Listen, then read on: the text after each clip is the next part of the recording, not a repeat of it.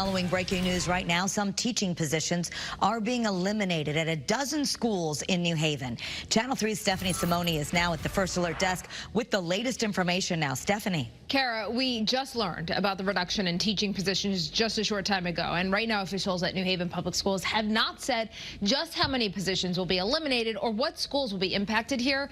The move is being made due to current needs and budget constraints. And school officials also say, in part, quote, "These are very difficult decisions and they are certainly painful for the staff who are affected. We continue to advocate for funding that can help reduce the need for staff reductions." On the First Alert desk, I'm Stephanie Simone, Channel 3 Eyewitness News. Thanks.